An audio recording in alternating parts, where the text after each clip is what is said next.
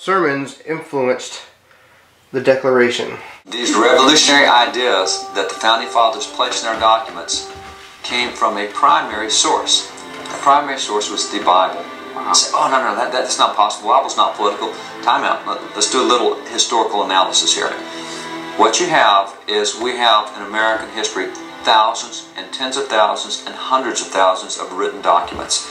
Previous generations did on paper what we do with cameras and tapes and VCRs. They wrote everything down. They all kept diaries and memoirs, and George Washington has 100 volumes of writings, and John Adams has 33, and Jefferson has 60. They wrote it all down. One of the things they kept written records of was sermons, because unlike today, sermons back then were all written. You didn't just stand up in the pulpit and preach a sermon. You stood up in the pulpit and you read a sermon. It was not until the Second Great Awakening that we started having extemporary kind of sermons where you would actually preach a sermon without having it written out first. Wow. So we have tens of thousands of written sermons out of the colonial times. You will find there is nothing covered in the Declaration of Independence that had not already been dealt with in the pulpit before 1763. Who are some of those people? Wow. Well, great example. Take the Declaration of Independence. All these ideas, the consent of the governed and taxation, that representation, all these things that came out in the Declaration, you can track so many of them back to the Reverend John Wise. The Reverend John Wise is a name we never hear about today. Now, Clinton Roster is an award-winning American historian. He wrote a book called The Seed Time of the Republic. Wow. What are the ideas that birthed the revolution? He tracked it back to 6 individuals. He considered these 6 individuals to be the greatest intellectual influence on American independence. Of the 6 individuals, 2 were political folks and 4 were preachers of the gospel. One of the preachers he points to is the Reverend John Wise. Now, this is the work from Reverend John Wise. This is his work from 1710 and 1717. Two works that he has here. Reverend Wise is a preacher in Massachusetts, and by 1687 he had already shown out of the Bible that taxation without representation was tyranny. He had already shown and preached out of the Bible that the consent of the governed is the basis of biblical government. He had already shown out of the Bible that all men are created equal, they're endowed by their Creator with certain rights. Now, that sounds like things in the Declaration. Yeah, exactly. It was preached in the pulpit by the Reverend John Wise. This particular edition of his works that I'm holding here is from 1772. And what makes this significant is in 1772 they reprinted his works. Who reprinted it? Well, you can take folks like Ebenezer Dorr. Ebenezer Dorr is the guy who rode with Paul Revere to sound the alarm.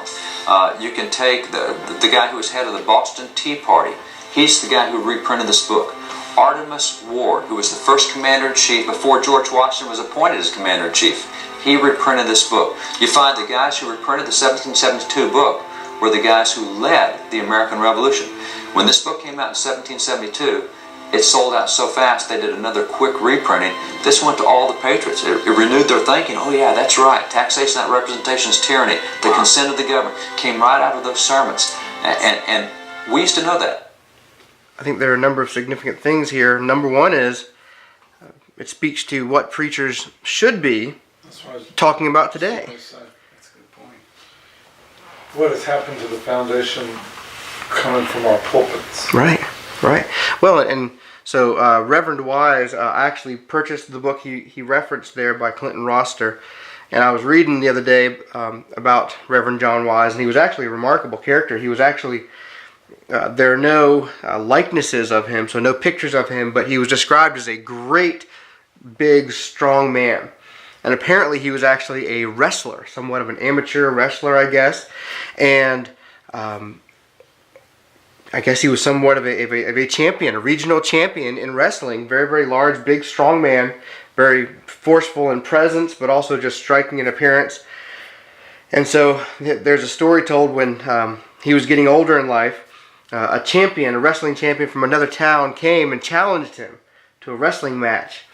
And, the Reverend John Wise was just saying, no, I'm old and I'm kind of sick and I don't want to do it. And this other champion was just kind of goading him on and saying, come on now. So Reverend Wise gave in, and within just a few moments, John Wise had picked the other individual up and thrown him over the fence in his yard.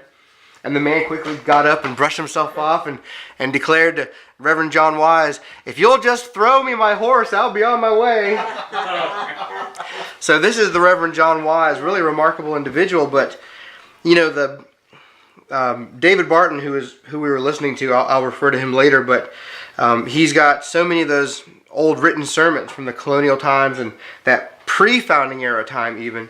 And what he has discovered is that preachers used to talk about whatever was going on that week. That's what the preacher was talking about Sunday morning. So, if there was a solar eclipse during the week, well, what does the Bible have to say about solar eclipse? Or if it was election time, well, let's have a sermon about election time. Whatever people were thinking about, that's what they were going to talk about. And, today, you go to church and you may hear the gospel, the literal gospel of Jesus Christ preached a million times. But if you've already given your life to Jesus, well, you may need to learn something else. I mean, I'm not saying to stop preaching the gospel every Sunday. I'm just saying, why don't you give me something new on Sunday morning? Why don't you give me some new education here? And I think a lot of people, even if they're believers, they've stopped going to church because it's not relevant to their lives. In other words, they may hear just the same few themes, week after week, month after month, year after year, and they think, well, they either don't care or they've got it and they think, well, how is this productive for me? This you're not talking about anything I'm actually thinking about during the week, so why am I going to go and listen to you?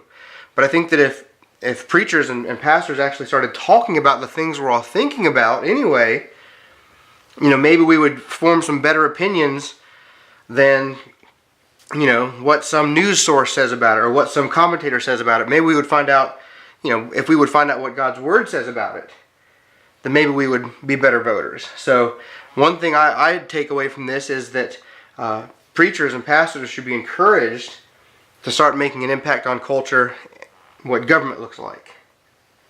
But the cool thing is that essentially our declaration, as he says, these were all topics that were dealt with in sermons before that time. So the people were primed and ready for the declaration because of the sermons that they've been hearing for generations.